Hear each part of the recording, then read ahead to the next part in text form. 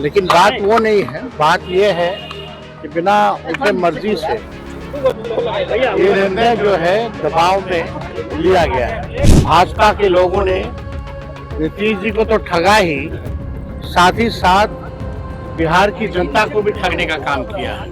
गाँव में जो इन लोगों ने धन तंत्र और मशीन तंत्र लगाया था और माताओं बहनों से ये कहा गया था कि 2 लाख रुपए मिलेंगे, चुनाव के समय 10,000 रुपया दिया गया और बाकी बोला गया चुनाव के बाद।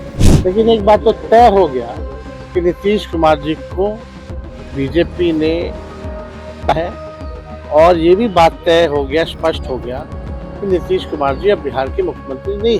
कौन आएगा, कौन जाएगा, कौन आएगा, 2012 के बाद से कोई स्टेबल गवर्नमेंट बिहार में नहीं है। जब तक स्टेबिलिटी नहीं रहेगी, स्थिरता नहीं रहेगी सरकारों में, तब तक कहाँ से काम हो पाएगा बिहार में, कहाँ से डेवलपमेंट और विकास हो पाएगा। बिहार में तो थाना प्रभारी से लेकर के सब लोगों का तो हुआ ही है चुनाव से पहले, और इलेक्शन कमीशन को तो वही करना है जो बीजेपी से जो लिस्ट आता है।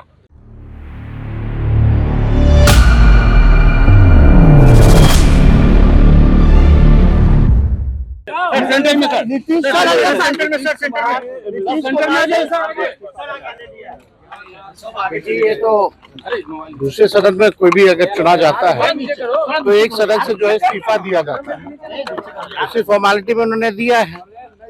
लेकिन बात वो नहीं है। बात ये है कि बिना उनके मर्जी से ये निर्णय जो है दबाव में लिया गया है। जाहिर सी बात है कि बिहार में भाजपा के लोगों ने नीतीश जी को तो ठगा ही, साथ ही साथ बिहार की जनता को भी ठगने का काम किया। नीतीश जी को ठगा। हम लोग शुरू दिन से कहते थे कि उनको मुख्यमंत्री जो है पद पर अगर भाजपा एनडीए की सरकार आती है तो रहने नहीं दिया जाएगा। आज वही बात जो है साबित हुआ है। दूसरी बात ये भी साबित हुआ कि चुनाव में जो इन लोगों ने धन तंत्र और मशीन तंत्र लगाया था और माताओं बहनों से ये कहा गया था कि 2 लाख रुपए मिलेंगे, चुनाव के समय 10,000 रुपया दिया गया और बाकी बोला गया चुनाव के बाद 1,90,000 रुपया दिया जाएगा। अब कब मिलेगा ये पता नहीं। बिहार की महिला मतदाताओं को इन लोगों ने ठगा, और यही नहीं बल्कि जो 125 यूनिट फ्री बिजली की जहां तक बात थी, जो हम लोगों ने कहा था कि हमारी सरकार आएगी तो 200 यूनिट फ्री बिजली देंगे। तो आज समझे बिहार में पहले से ही, चुनाव से पहले से ही देश भर में सबसे महंगा बिजली मिलता है।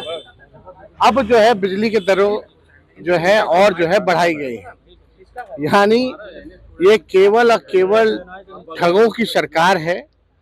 बिहार की जनता को ठगा, नीतीश जी को ठगा। तो जो अपनों को इन लोग ठग सकते हैं तो समझ सकते हैं कि बिहार की क्या स्थिति होने वाली है। गैस हो, डीजल हो, पेट्रोल हो, महंगाई जो है चरम सीमा पर अभी पहुंची है। और अभी आप देखिएगा, जैसे आपका बंगाल का चुनाव, केरल का चुनाव समाप्त होगा, वैसे पुनः आपका पेट्रोल डीजल की कीमतों में बेतहाशा वृद्धि होगी। तो ये लोग केवल ठग लोग हैं, ठगने का काम करते हैं। बिहार में लॉ एंड ऑर्डर की स्थिति बनी हुई है, सब लोग देख रहे हैं। कोई ऐसा दिन नहीं जहां गोलियां ना चल रही हो, लोग मारे ना जा रहे हो, लोगों को कोई इंसाफ नहीं मिल रहा। लेकिन भाजपा केवल लगी है हर जगह जो है कब्जा करने के लिए सरकार बना। मुख्यमंत्री कौन होगा इस सवाल पर कोई कुछ नहीं कह रहा है कि कब नहीं मानेंगे मुख्यमंत्री पद से उसको लेकर इतना सस्पेंस क्यों बनाया? देखिए, इस पे तो हम कुछ कह नहीं सकते हैं कौन तारीख को देंगे, कौन से समय पे देंगे। लेकिन एक बात तो तय हो गया कि नीतीश कुमार जी को बीजेपी ने है और ये भी बात तय हो गया, स्पष्ट हो गया कि नीतीश कुमार जी अब बिहार के मुख्यमंत्री नहीं रहेंगे। विधायक और मंत्री ये साफ। अब देखिए, अब कौन लोग रो रहे हैं, नहीं रो रहे हैं। आजकल लोग जो है केवल कैमरा देख करके लोग ड्रामा करते हैं। ऐसे लोगों को एक्टिंग मुबारक हो। अब कुछ लोगों को बचा नहीं, सब कुछ तो कर ही लिया है। आजकल लोग तो पढ़ाने का भी काम कर रहे हैं, अब कलाकारी का भी काम कर रहे हैं।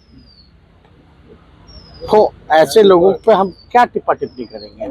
लेकिन बिहार के जो उज्ज्वलंत मुद्दे हैं उसका निष्पादन नहीं किया जा रहा।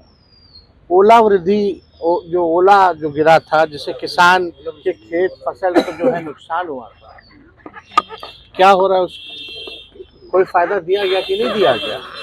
कोई किसान, मजदूर, गरीब, बेरोजगार, शिक्षा, चिकित्सा के बारे में, कोई पढ़ाई दवाई के बारे में बात ही नहीं करना। कौन आएगा, कौन जाएगा, कौन आएगा। 2012 के बाद से कोई स्टेबल गवर्नमेंट बिहार में नहीं है। जब तक स्टेबिलिटी नहीं रहेगी, स्थिरता नहीं रहेगी सरकारों में, तब तक कहाँ से काम हो पाएगा बिहार का, कहाँ से डेवलपमेंट और विकास हो पाएगा। तो ये सवाल खड़ा होता है। तेजस्वी जी अभी दिल्ली जा रहे हैं, दिल्ली के बाद केरल जाएंगे, वहाँ अपनी पार्टी चुनाव लड़ रही है। हम लोगों का एलडीएफ से वहाँ अलायंस हुआ है, 3 सीटों पे हम लोग लड़ रहे हैं। इससे पूर्व में भी हमारे विधायक वहाँ हैं केरला लेजिस्लेटिव असेंबली में, और 3 दिन का हमारा प्रचार का कार्यक्रम है वहाँ। उसके बाद झारखंड में 5 तारीख को हमारा कार्यक्रम है। तो पार्टी के संगठन को और मजबूत करना, विस्तार करना, और हम लोग चाहेंगे कि भाई, क्योंकि केरला आप जान रहे हैं सबसे ज़्यादा लिटरेसी रेट है, सबसे ज़्यादा आपका जो है डेवलपमेंट जो है वही है। तो हम लोग जो है वहाँ जो मौजूदा जो सरकार है उसके अंग हैं, और हम लोग चाहते हैं कि पुनः ये सरकार जो है वापस आए। सर, बंगाल पश्चिम बंगाल भी जा रहे हैं। 173 थाना प्रभारियों का, अधिकारियों का तबादला हो रहा है। बिहार में तो ऐसा कुछ देखने को नहीं मिला। वो बिहार में उन्हीं की सरकार थी। वो तो आप बिहार में चुनाव से पहले ही कितने ट्रांसफर पोस्टिंग हो रखी है, कई बार हो रखी है, किसको नहीं पता है।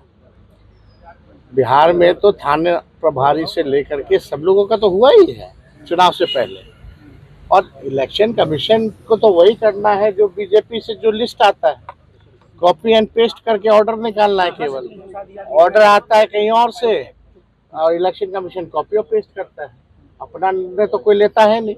तो इस पे हम सब लोग जान रहे हैं कि जो राज्यों में जो चुनाव है, हम लोगों की पूरी शक्ति हम लोग लगाने का काम करेंगे, ताकि वहाँ भाजपा जो है ना आए। ममता बनर्जी कह रही है कि पश्चिम बंगाल में उनका खतरा है, जान का खतरा है, बता रही है ममता बनर्जी। देखिए आप एक बात समझ जाइए कि बंगाल में भाजपा नहीं आने जा रही है, ना ही केरल में भाजपा आने जा रही है, और दोनों जगह जो है भाजपा की जो है करारी हार होने वाली। सर, निशांत का कोई राजनीतिक भविष्य है क्या नीतीश जी के इस्तीफा में?